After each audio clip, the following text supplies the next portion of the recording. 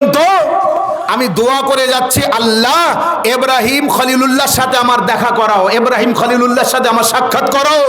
কিন্তু আজও পর্যন্ত আল্লাহ সেই ইব্রাহিম নবীর সাথে আমার দেখা করালো না। সাল্লাল্লাহু আলাইহি মুহাম্মদ ওয়া আলি মুহাম্মদ। আজও পর্যন্ত আল্লাহ সেই ইব্রাহিম নবীর সাথে আমার দেখা করালো না। তখন ইব্রাহিম নবী বলছে, ভাই আল্লাহ তোমার দোয়া কবুল করেছে। বলে কিভাবে? বলে ইব্রাহিম নবীর সাথে দেখা করতে তোমার যেতে হয়নি, স্বয়ং ইব্রাহিম নবী তোমার ঘরে এসেছে তোমার সাথে দেখা করতে। সাল্লাল্লাহু আলাইহি মুহাম্মদ। ইব্রাহিম নবী তোমার ঘরে এসেছে তোমার সাথে দেখা করতে। বলে আপনি কে? বলে আমি সেই ইব্রাহিম নবী। বোঝা গেল আল্লাহর এত পরেজগার মুত্তাকি মুমিন বান্দা, তারপরও তার দোয়া সাথে সাথে কবুল হয়েছে, দিনে দিনে হয়েছে। আমরা চাই যেন সকালে দোয়া করব সন্ধ্যের ভিতরে পেয়ে যায়। মানে আমাদের ঘরের মেয়েরা যেমন বলে আজকের আমার শাড়ি এনে দিতেই হবে, তো সেই দিনই দিতে হবে, নতুবা মুখের দিকে আর ফেরা যাবে না। শাড়ি এনে দিতেই হবে, আজকের আমার এইটা দিতে হবে, তো এনে দিতেই হবে, না তো আর মুখের দিকে তাকানো যাবে না। না, আল্লাহর মুমিন বান্দা যে সে যখন দোয়া করে আল্লাহ বলে তোর আওয়াজ আমার খুব ভালো লাগছে, খুব পছন্দ হচ্ছে, তোকে আমি যদি এখন না দিয়ে 1 বছর পরেও দিই বা 5 বছর পরে দিই, তাও তুই আমার ডেকেই যাবি, তুই আমার উপর রাগ করবি না, তুই ডাকছিস আমার খুব ভালো লাগছে, ডেকে যা, একটু পরে দেবো। আর যার আওয়াজ আল্লাহর ভালো লাগে না সে চেলেই আল্লাহ বলে এই তুই আর ডাকিস না, দিন আইনে যা, মুখ বন্ধ করে দেয়, তোর আওয়াজ আমার ভালো লাগে না, নে চলে যা। সাল্লাল্লাহু আলাইহি মুহাম্মদ ওয়া আলি মুহাম্মদ। খবরদার যদি আপনি আল্লাহর প্রিয় বান্দা হন, দেখুন আমরা কে আল্লাহর প্রিয় আর কে আল্লাহর প্রিয় না আমরা কেউ জানি না, তবে কিছুটা মন বলে দেয় কার কি কর্ম আছে, কার কি কাজ আছে। সেই কাজ বা সেই কর্ম বা সেই আমল কিন্তু বলে দেয় যে আল্লাহ আমার থেকে সন্তুষ্ট আছে না অসন্তুষ্ট আছে। কার দোয়া আল্লাহ কবুল করবে আমরা কেউ বলতে পারি না।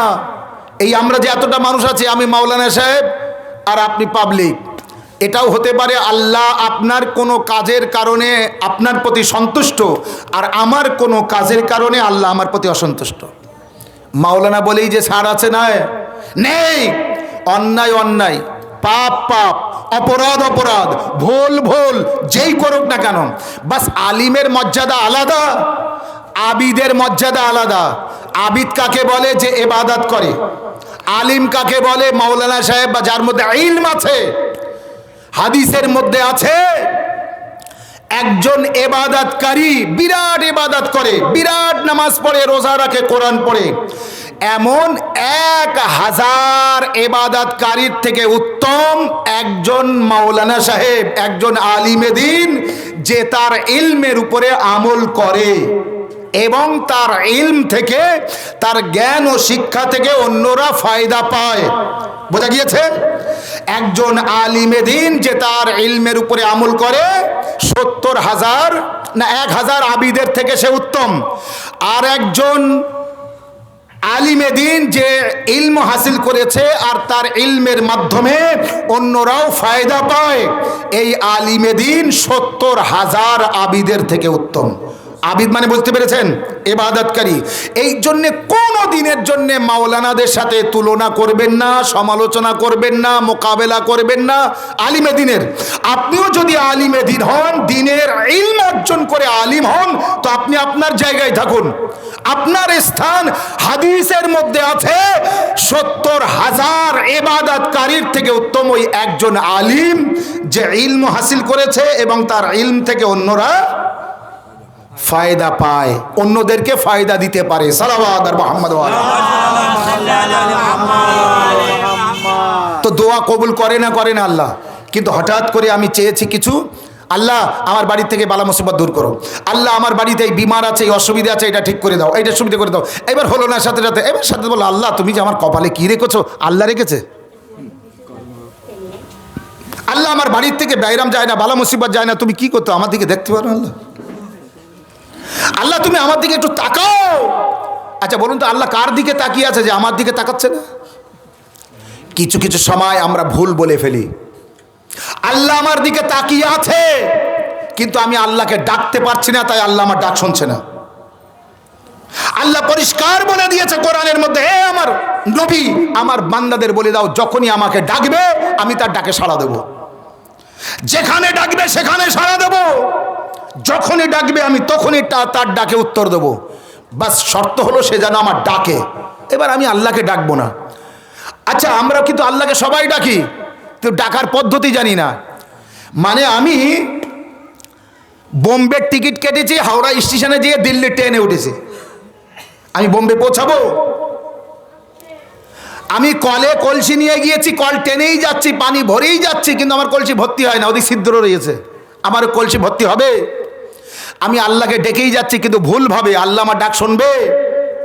যেদিন মনে করুন উদাহরণস্বরূপ শনিবারে ডিলার তার কন্ট্রোলে মাল দেয় আর বাকি দিনগুলোই পাড়ায় দেয়, এখন ওই বাকি দিনগুলোই আমি কন্ট্রোলে গিয়েছি মাল নিতে। যেদিনে দোকানে দেবে রেশন সেই দিনে ওই দোকানে যাইনি, অন্য দিনে গিয়েছি। আয় আমার কার্ড রয়েছে, মাল দেবে না কেন? হবে? তার সিস্টেম আছে। আল্লাহর ডাকারও পদ্ধতি আছে, আল্লাহর ডাকার নিয়ম আছে, সেই নিয়মে ডাকতে হবে। হারাম খাওয়া ছাড়তে হবে, হারাম খাওয়া ছাড়তে হবে, মিথ্যে বলা ছাড়তে হবে, জবান পাক করতে হবে। আল্লাহকে ডাকলে আল্লাহ ডাক শোনে না? নিশ্চয়ই আল্লাহ ডাক শুনবে। আর পরের ভাবনা ভাবতে হবে, সবসময় নিজের ভাবনা ভাবলে হবে না। আমি খাবো, আমি খাবো, আর সবাই না খেয়ে থাক, এটা করলে হবে না। বনি ইসরায়েলের জামানার একজন গুনাহগার বহু বছর ধরে আল্লাহর ইবাদত করছিল, তার শরীর পচে গিয়েছিল, নড়াচড়া করে না, ওই ইবাদত করে, আর আল্লাহ পাখির মাধ্যমে তার খাদ্য পৌঁছে দেয়, পাখি যেয়ে তার গালে তুলে দেয় আর সে খায়। বুঝতে পারছেন? ইবাদত করে করে আল্লাহর ভয়ে কান্নাকাটি করে করে শরীর পচে গিয়েছে, হ্যাঁ, ঘাও হয়ে গিয়েছে সেখানে, সেই জঙ্গলে থেকে। তারপরও সে আল্লাহকে বলে, আল্লাহ আমার গোনা মাফ হয়েছে? বলে না। গোনা মাফ হয়েছে? বলে না, গোনা মাফ হয়নি। এর ঘটনা লম্বা আছে, আমি শর্টে বলছি, মেন কারণটা বলছি। তো বলে না, হয়নি। বলে কেন আল্লাহ, এতদিন ধরে আমি তোমার কাছে ক্ষমা চাচ্ছি, তোমার ইবাদত করছে, এখনো তুমি আমার মাফ করলে না? সেও এরকম 12-14 বছর ধরে ইবাদত করছে, এক জায়গা থেকে ওঠে না, নড়ে না, চলে না, কিন্তু আল্লাহ আজও ক্ষমা করেনি। একবার আল্লাহ বলছে, জানো তোমার কেন মাফ হয়নি? বলে কেন? বলে যে পাখিটা প্রতিদিন তোর খাদ্য নিয়ে গালে তুলে তুলে দেয়, আজ পর্যন্ত কোনোদিন জিজ্ঞাসা করেছিস এই পাখি তুই খেয়েছিস? সালাবাদ। হ্যাঁ, এনে দেয় আর নিজের পেট ভরিস, কোনোদিন ওকে জিজ্ঞাসা করেছিস যে তুই যে কষ্ট করে এনে দিস তুই কোনোদিন খেয়েছিস? ঠিক আছে, কোন জায়গায় মার পড়েছে? হ্যাঁ, ওর মাথায় জীবনেও আসেনি, এনে দিচ্ছে আর খাচ্ছে, নিজেই ভরে যাচ্ছে, কিন্তু তাকে কোনোদিন জিজ্ঞাসা করেনি। কিন্তু একে আল্লাহ মাফ করলো কোন সময় দেখুন। এবারে বলছে আল্লাহ আমার মাফ করতে হবে না, তুমি যদি মনে করো আমার জাহান্নামে দেবে, তা তুমি যদি, আমি তোমার রাজিতে রাজি, তুমি যদি আমার জাহান্নামে দিয়ে তুমি সন্তুষ্ট হও তো আমি জাহান্নামে যেতে রাজি আছি। কিন্তু আল্লাহ জাহান্নামকে এত ছোট করে দাও যে আমি জাহান্নামে যাওয়ার পরে যেন জাহান্নাম ভর্তি হয়ে যায়, তোমার আর কোনো বান্দা জাহান্নামে না যায়। যেই বলেছে আল্লাহ বলছে যা আমি তোর মাফ করে দিয়েছি, এতদিন মাফ হয়নি, এইবার মাফ হলো। বললে আল্লাহ এবার কিভাবে মাফ হলো? বলে এই যে তুই আমার অন্য বান্দাদের খেয়াল করেছিস, সালাওয়াত মুহাম্মদ ওয়া আলি মুহাম্মদ। বোঝাতে পেরেছি কথা? এই যে তুই আমার অন্য বান্দাদের জাহান্নাম থেকে বাঁচার চিন্তা ভাবনা মাথায় এনেছিস। কি বলেছে আল্লাহ? তুই জাহান্নামকে এত ছোট কর আর আমার জাহান্নামে দে, আমি একাই যেয়ে যেন জাহান্নাম ভরে যায় আর কোনো বান্দাকে যেন জাহান্নামে না যেতে হয়। আল্লাহ বলছে এই যে তুই আমার অন্য বান্দাদের ভালো চেয়েছিস, যা আমি তোকে মাফ করে দিলাম। উরি সর্বনাশ! আমরা কোনোদিন ভেবেছি পাড়ার এ খারাপ, ও খারাপ, ও খারাপ, ও খারাপ, আমি শুধু ভালো? আল্লাহর বান্দাদের যে ভালো বলতে পারিনি সে হারগিজ ভালো হতে পারে না। পাড়া প্রতিবেশী সকলকে ভালো বলবেন, রাত্রে বিছানায় শোবেন, সকালে আপনার চোখ খুলবে কিনা আপনার গ্যারান্টি নেই। কেন? এর ওর খারাপ বলে কি লাভ? বরং আমি আল্লাহর বান্দাদের ভালো বলবো। মা ফাতেমা জাহরার বাড়ির আশপাশে সব কি ভালো ছিল? মা ফাতেমা জাহরার বাড়ির আশপাশে সবাই ভালো ছিল? পাড়া প্রতিবেশী সবাই ভালো, খারাপ কেউ ছিল না? ইমামে হাসান আলাইহিস সালাম বলছেন আমার মা ফাতেমা জাহরা নামাজের পরে সেজদায় যেতেন, সূর্য ওঠার পরে সেজদা থেকে মাথা তুলতেন। আর ওই দোয়া সবসময় পাড়া প্রতিবেশীর জন্যে, পাড়া প্রতিবেশীর জন্যে, পাড়া প্রতিবেশীর জন্যে। আমি একবার বলেছি আম্মা জান, ইমামে হাসান আলাইহিস সালাম বলছে, আমি একবার বলেছি আম্মা জান সবসময় পাড়ার লোকদের জন্য দোয়া করেন, আমাদের জন্য তো একটু করেন। ফাতেমা জাহরা উত্তর দিয়েছিলেন, ইয়া বুনাইয়া আল জার সুম্মাদ দার, এ বেটা প্রথমে পাড়া প্রতিবেশী তারপরে ঘর। প্রথমে কারা? প্রথমে পাড়া প্রতিবেশী তারপরে ঘর, তারপরে পরিবার। পাড়া প্রতিবেশীর জন্য দোয়া করতে হবে। আপনি যখন মোনাজাত করার জন্য হাত তুলবেন আর বলবেন, আল্লাহ আমার স্ত্রী ভালো করে দাও, আমার মেয়ের পড়াশোনা যেন ভালো হয়, আর আমার মেয়েটার ভালো জায়গায় বিয়ে দিতে পারি, আর আল্লাহ আমার এই মাঠে যা জমি আছে সব যেন আমার হয়, আর আল্লাহ ভাটার ইটগুলো সব বাড়ি আনতে পারি, আর 4 তলা থেকে 5 তলা করতে পারি, আর বড় বড় গাড়ি বাড়িগুলো সব যেন আমার হয়, আল্লাহ এটা যেন আমার হয়, ওইটা যেন আমার হয়, আর প্রতি বছর হজ জিয়ারাত আমি করি, আর এই এলাকার সব থেকে বড় লোক আমি হব, আর সবাই যেন আমার কর্মচারী হয়, আর আমি যেন সবার নেতা আর মোড়ল হয়ে আর কি বলে মাহাজন হয়ে চলতে পারি। মানে শুধু আমার চেয়ে গিয়েছে। আল্লাহ বলে, দাঁড়া তোর দিচ্ছে, দাঁড়া, তুই তো আবার 1 নম্বর বান্দা দেখতে পাচ্ছি, আমার ভান্ডার খালি করে দিবি তুই একাই। কারোর ভাবনা যে ভাবে না, আল্লাহ তার একটাও কথা শোনে না। কিন্তু আমি যদি একবার পাড়া প্রতিবেশীর জন্য দোয়া করি, আমার জন্য দোয়া করার আগে আল্লাহ আমার প্রতি সন্তুষ্ট হবে। এই যে পাড়া প্রতিবেশীর ভালো চায়, ওই বান্দার আজও পর্যন্ত ক্ষমা হচ্ছে না। দোয়া করে করে যার গালে খাদ্য দিয়ে যে আসছে পাখি, তার ক্ষমা হলো না। কিন্তু যেই নাকি অন্যদের ভালো চিন্তা ভাবনা করলো, সাথে সাথে আল্লাহ তাকে মাফ করে দিল। আল্লাহ বোঝে না, না আল্লাহ শোনে না, না আল্লাহ সব বোঝে, আল্লাহ সব শোনে। আজকে আমার বলে দিয়ে তো ঘড়ি যেন দেখবে না, তো আমি ঘড়ি এতক্ষণ দেখিনি, হঠাৎ করে অভ্যাস তো একটু দেখে ফেলেছে, তো মনে করো আমি দেখিনি। সালাওয়াত মুহাম্মদ ওয়া আলাইহি ঠিক। আল্লাহ আমাদের ডাক শোনে, আল্লাহ আমাদের ডাকে সাড়া দেয়, তবে পরীক্ষা নেয়। কিন্তু মমিন বান্দা যারা, আমি আপনাকে বলেছি না, আপনার বিরাট বড় একটা ব্যবসা আছে, বিরাট বড় একটা কারখানা আছে, এইবার আপনি একজনের উপরে ম্যানেজারি দায়িত্ব দেবেন।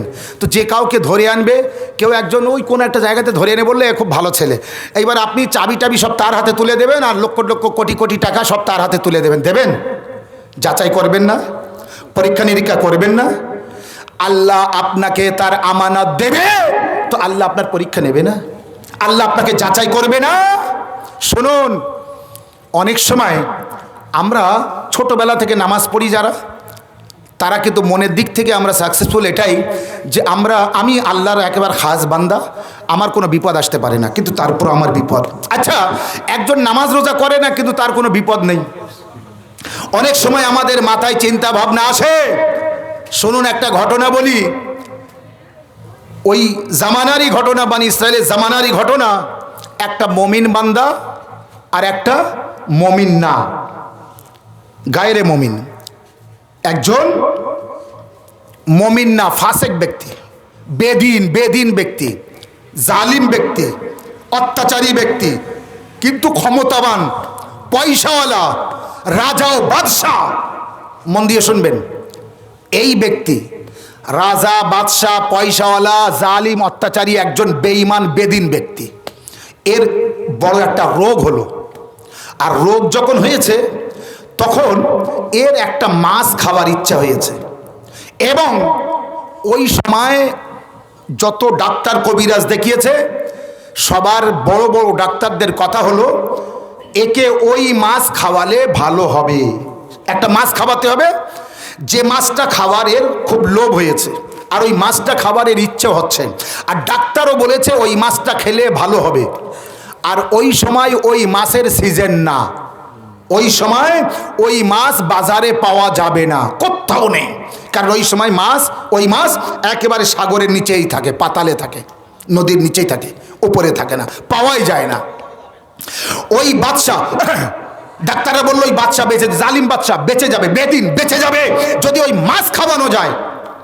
আল্লাহ ফেরেশতাকে বলল, ফেরেশতা, ওই মাছ পাতালে যে নিচে আছে সেখান থেকে তুলে নদীর ধারে নিয়ে যাও, যাতে ওই মাছ যারা মাছ ধরে জেলেরা পেয়ে যায়, আর ওই মাছ বাজারে ওঠে, আর ওই মাছ ওই লোকেরা পায়, আর জালিম বাদশা পায় আর খায় আর বেঁচে যায়। আর তাই হলো। বোঝা গিয়েছে? বোঝা গিয়েছে?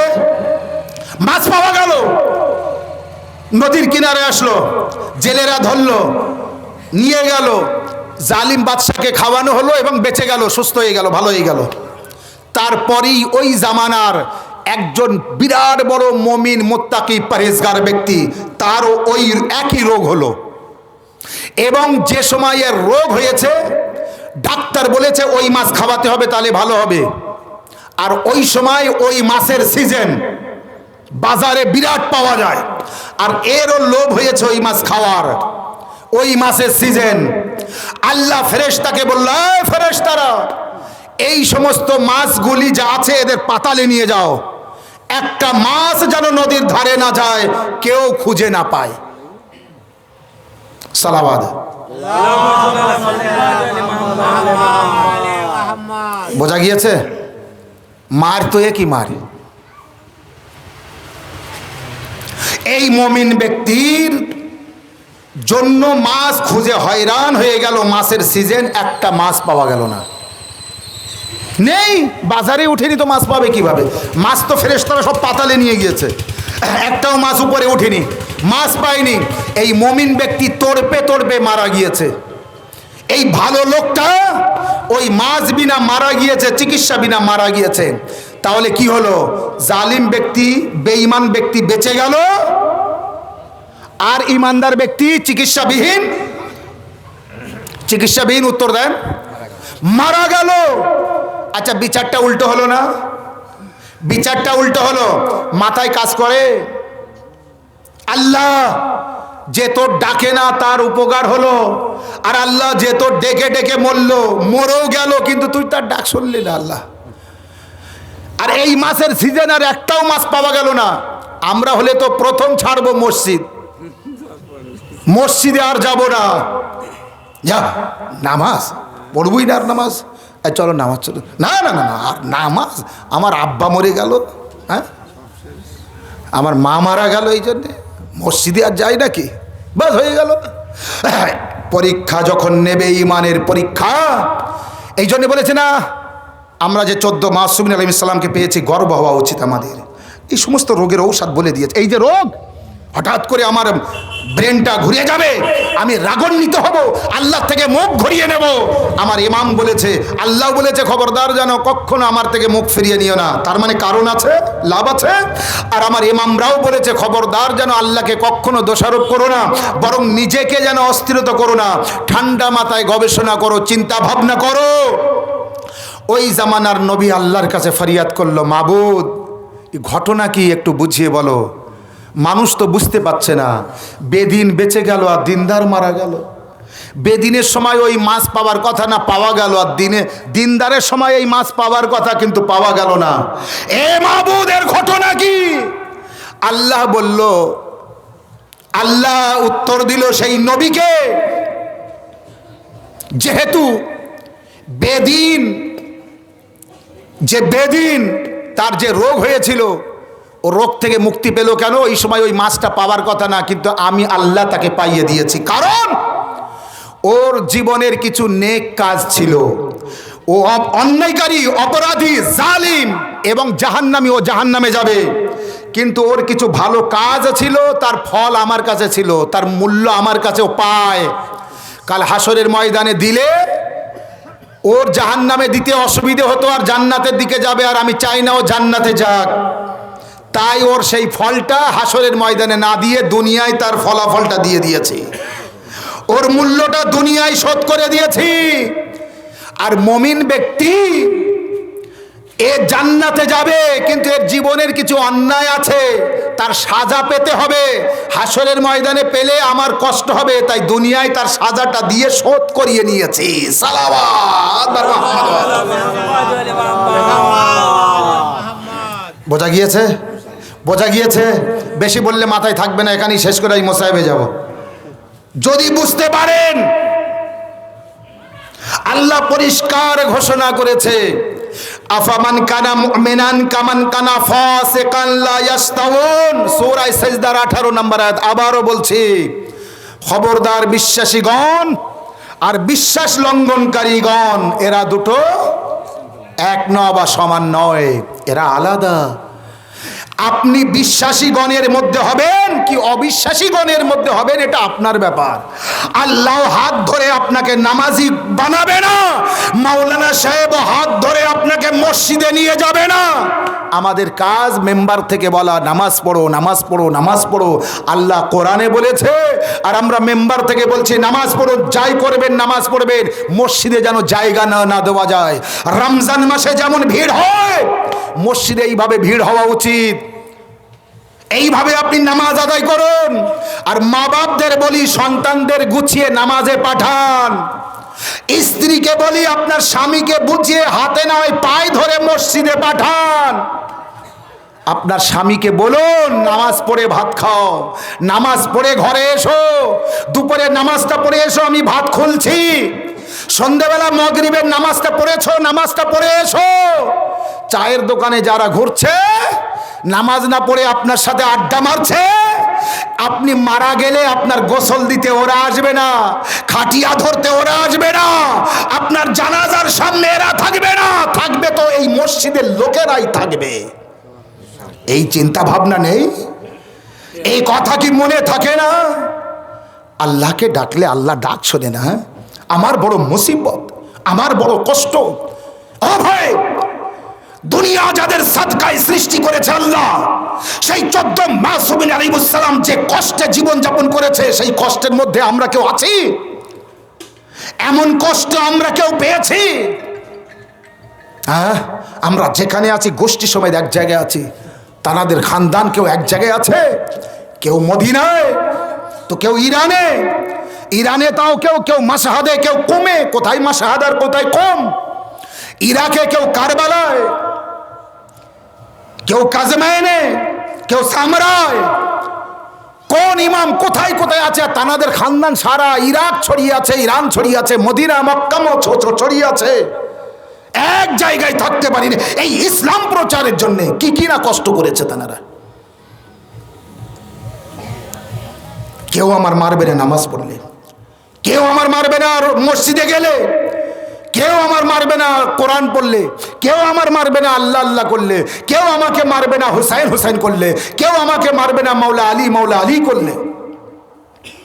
এত সুন্দর হুসাইনকে পেয়েছি আমরা, এত সুন্দর মাওলা আলীকে পেয়েছি, নবীকে পেয়েছি, মা ফাতেমা জাহরাকে পেয়েছি, ইমামে হাসান আলাইহিস সালামকে পেয়েছি, ইমামে হুসাইন আলাইহিস সালামকে পেয়েছি। কত সুন্দর ইমাম পেয়েছি আমরা, কত সুন্দর মাসুমিন আলাইহিস সালামকে পেয়েছি আমরা।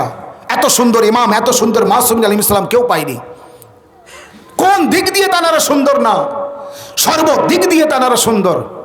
তানাদের যদি মহব্বত করেন, ভালোবাসেন, আমি নবীর মেম্বারে বসে আল্লাহর কসম করে বলছি, আপনার মনের ভিতরে একটা নূর আসবে, আপনার মনের ভিতরে একটা জ্যোতি থাকবে, আপনার মনের ভিতরে একটা ক্ষমতা থাকবে, গায়বী ক্ষমতা, গায়বী শক্তি।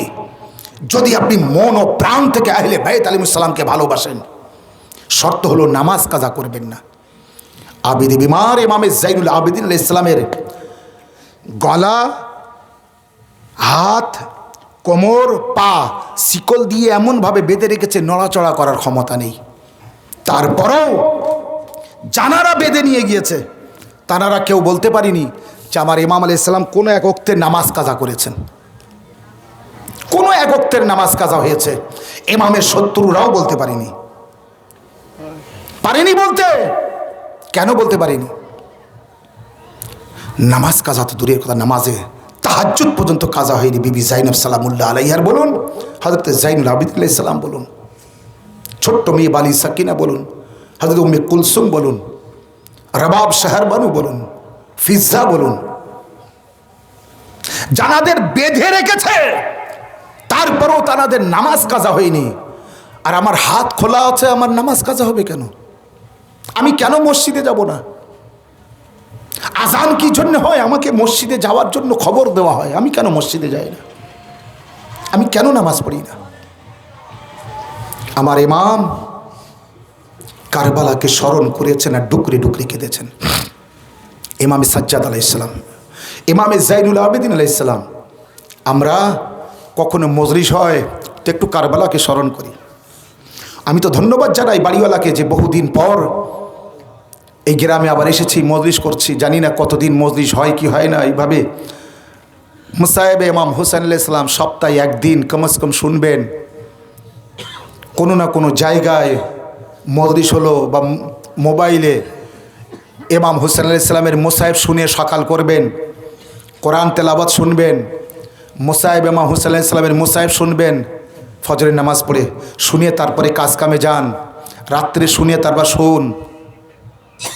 ইমাম হুসাইন আলাইহিস সালামের মুসাইবের মধ্যে কি আছে? কারবালা ওয়ালদের স্মরণ করলে আপনি গুনার হাত থেকে বাঁচবেন, কারবালা ওয়ালকে স্মরণ করলে কষ্টটা বুঝতে পারবেন।